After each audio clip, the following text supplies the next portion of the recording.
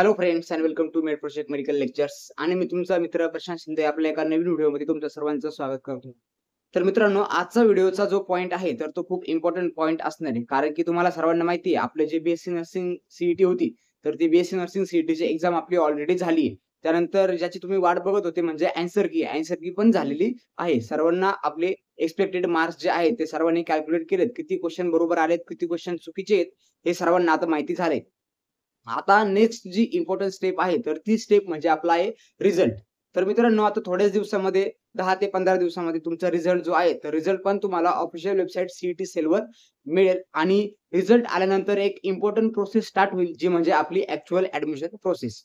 तर actual admission प्रोसेसमध्ये सर्वात पहिला जो टप्पा असणार आहे, तर सर्वात पहिला टप्पा म्हणजे आपलं रजिस्ट्रेशन असतं. त्यासाठी तुम्हाला काही इम्पोर्टंट डॉक्युमेंट्स लागत असतात. तर रजिस्ट्रेशनसाठी कोणते-कोणते डॉक्युमेंट्स इम्पोर्टंट आहेत, कोणते रिझर्व्हेशन कॅटेगरीसाठी लागतात, कोणते ओपन कॅटेगरी साठी लागतात. त्यानंतर त्यांची व्हॅलिडिटी कितपर्यंत असली पाहिजे. या सर्व ज्या इम्पोर्टंट गोष्टी आहेत, तर आपण आजच्या या व्हिडिओमध्ये बघणार आहे. त्यामुळे आजच्या व्हिडिओचा कुठलाही पॉइंट तुम्ही मिस करू नका. कारण की जे सर्व इम्पोर्टंट डॉक्युमेंट्स लागणार आहेत, आपण वन बाय वन सर्व इम्पोर्टंट डॉक्युमेंट्स डिस्कस करणार आहोत.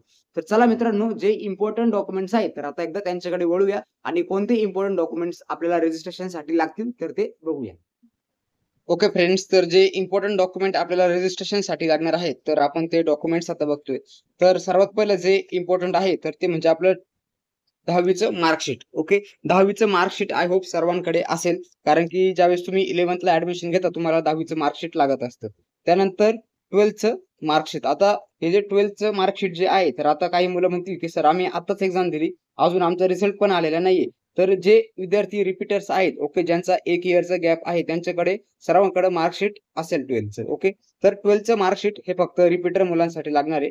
त्यानंतर आधार कार्ड सर्वांकडे असतं. त्यानंतर कास्ट सर्टिफिकेट. ओके.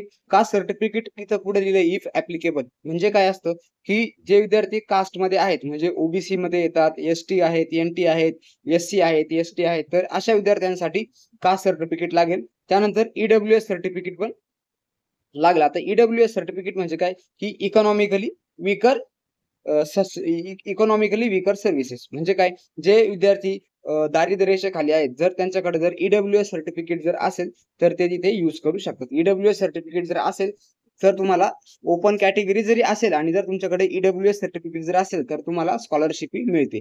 त्यानंतर मोबाईल नंबर आणि ईमेल आयडी, त्यानंतर तुमचा एक पासपोर्ट साइजचा फोटो लागेल, त्यानंतर तुमची सिग्नेचर, त्यानंतर तुमचं ॲडमिट कार्ड. आता ॲडमिट कार्ड जे आपलं सीईटीचं ॲडमिट कार्ड आहे, तर ते सीईटीचं ॲडमिट कार्ड लागेल. त्यानंतर स्कोर कार्ड लागेल, म्हणजे जो तुमचा रिझल्ट आहे, तर रिझल्ट पण लागेल. त्यानंतर ॲप्लिकेशन फॉर्म. आता ॲप्लिकेशन फॉर्म कोणता? ज्यावेळेस तुम्ही करताय, तर तो रजिस्ट्रेशनचा ॲप्लिकेशन फॉर्म जे आपल्याला प्रिंट मिळते, तर तो ॲप्लिकेशन फॉर्म असतो आणि त्यासोबत जो तुम्ही ॲप्लिकेशन फॉर्म आपली सीईटीमध्ये रजिस्ट्रेशन केलं म्हणजे किंवा सीईटीचा ज्यावेळेस तुम्ही फॉर्म भरला, एक्झामिनेशनचा फॉर्म, तर त्या फॉर्मचा ॲप्लिकेशन फॉर्म पण तुम्हाला इथे लागेल. त्यानंतर नेक्स्ट ना येते म्हणजे fitness certificate. Okay. Medical fitness certificate. आता मेडिकल फिटनेस सर्टिफिकेट हे आपल्याला कुठे मिळतं? तर तुमच्या जवळचा जो सरकारी दवाखाना आहे, तर जवळच्या सरकारी दवाखान्यात जाऊन तुम्ही फक्त डॉक्टरांना सांगा, की आम्हाला फिटनेस सर्टिफिकेट लागतं आहे.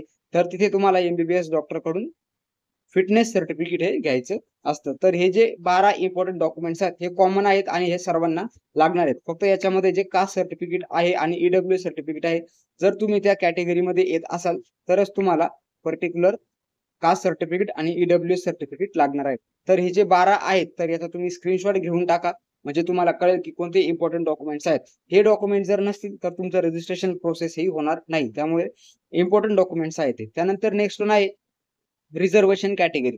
आता रिझर्व्हेशन कॅटेगरीज म्हणजे ज्या विद्यार्थ्यांना स्कॉलरशिप वगैरे मिळते, ज्यांना रिझर्व्हेशन असतं, ओबीसी, त्यानंतर एस-टी, त्यानंतर एन-टी ह्या ज्या कॅटेगरीज आहेत, तर ह्या कॅटेगरीसाठी. त्यानंतर एस-टी वगैरे, एस-सी बाकीच्या सर्व कॅटेगरी. आता याच्यामध्ये काय-काय आहे? सर्वात पहिलं असतं आपलं कास्ट सर्टिफिकेट तुम्हाला लागेल आणि नेक्स्ट वन आहे caste validity certificate. Okay. Caste certificate आणि कास्ट व्हॅलिडिटी जर नसेल, तर तुमची स्कॉलरशिप येण्यासाठी खूप पुढे प्रॉब्लेम्स येतात. म्हणून हे 2 डॉक्युमेंट्स तुमच्याकडे असणे गरजेचं आहे. कास्ट सर्टिफिकेट आणि कास्ट व्हॅलिडिटी प्लस हे जे सर्टिफिकेट आहे, तर ते 31/3/2027 पर्यंत व्हॅलिड असणं पण गरजेचे आहे. ओके. त्यानंतर नेक्स्ट आहे non creamy okay. Non creamy certificate पण तुम्हाला इथे लागेल. तर रिझर्व्हेशन कॅटेगरी जे आहे, तर त्यासाठी हे स्पेसिफिक इम्पोर्टंट डॉक्युमेंट्स आहेत. Caste certificate, caste validity non creamy layer आणि ईडब्ल्यूएस. ओके, ईडब्ल्यूएस म्हणजे इकॉनॉमिकली विकर सेक्शन. ओके, 2025-26 तुम्हाला ईडब्ल्यूएसचं सर्टिफिकेट लागेल. ज्यांचं वार्षिक उत्पन्न कमी आहे त्या विद्यार्थ्यांनी ईडब्ल्यूएस सर्टिफिकेटचा यूज करा. जे ओपन मध्ये असतील त्यांना पण ईडब्ल्यूएस सर्टिफिकेट जर असेल तर 50% पर्यंत स्कॉलरशिप येऊन जाते. नेक्स्ट वन आहे स्पेसिफिक रिझर्वेशन कॅटेगरी. आता स्पेसिफिक रिझर्वेशन मध्ये 3 इम्पॉर्टंट कॅटेगरीज येतात. सर्वात पहिले येते जर तुमच्या घरचे जर डिफेन्स मध्ये असेल तर त्याला येतं defence category claim. Specific reservation जर असेल तर तुम्हाला कॉलेज मिळण्यासाठी पण याचा हेल्पफुल होतो. प्रत्येक कॉलेजमध्ये स्पेसिफिक रिझर्वेशन कॅटेगरीचा वेगळं कोटा असतो, वेगळा त्यांच्यासाठी रिझर्वेशन असतात. तर तुमचा नंबर याच्या थ्रू पण लागू शकतो. त्याच्यामध्ये डिफेन्स कॅटेगरी क्लेम, त्यानंतर PWD certificate person with disability. Okay, कोणाला जर अपंगत्व जर असेल तर ते विद्यार्थी यूज करू शकतात. आणि थर्ड वन आहे orphan claim. Okay, orphan certificate from women and child welfare department annexure M.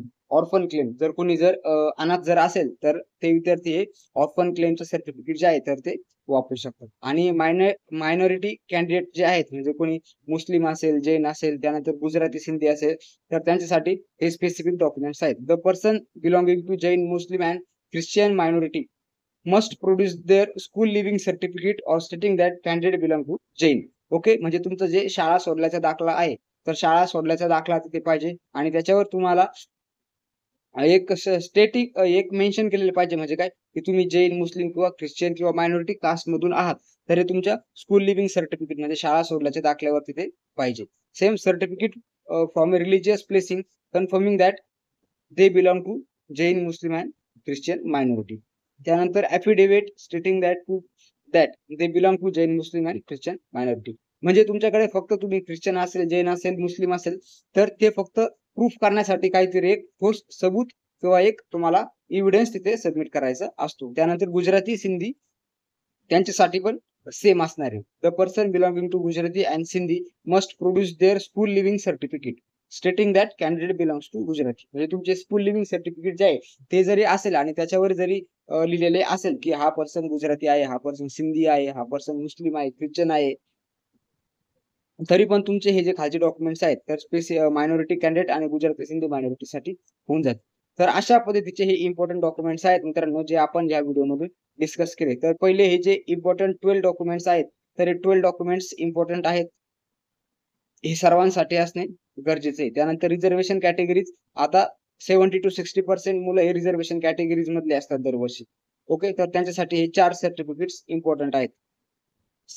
CCI सर्वात पहिले म्हणजे कास्ट सर्टिफिकेट आहे. त्यानंतर CVCA म्हणजे कास्ट व्हॅलिडिटी सर्टिफिकेट आहे. नॉन क्रिमिलेअर आहे आणि ईडब्ल्यूएस सर्टिफिकेट आहे. तर मित्रांनो अशा पद्धतीचे इम्पॉर्टंट डॉक्युमेंट्स आहेत. आय होप तुम्हाला सर्वांना आजचा जो व्हिडिओ आहे तर तो व्हिडिओ समजला असेल, आवडला असेल. याच्यामध्ये जर तुम्हाला काही शंका जर असतील तर आपल्या कमेंट सेक्शन मध्ये विचारा आणि आपल्या डिस्क्रिप्शन मध्ये व्हॉट्सअप ग्रुपची लिंक दिलेली आहे. आपला व्हॉट्सअप ग्रुप तिथून तुम्ही जॉईन करा जेणेकरून इथून पुढच्या येणाऱ्या ज्या नोटिफिकेशन्स असतील तर नोटिफिकेशन्स तुमच्यापर्यंत लवकरात लवकर पोहोचतील. व्हिडिओ जर आवडला असेल तर व्हिडिओला लाईक करा आणि चॅनलला सबस्क्राईब करा. ऑल द बेस्ट तुम्हाला सर्वांना चांगलं कॉलेज मिळण्यासाठी. थँक्यू.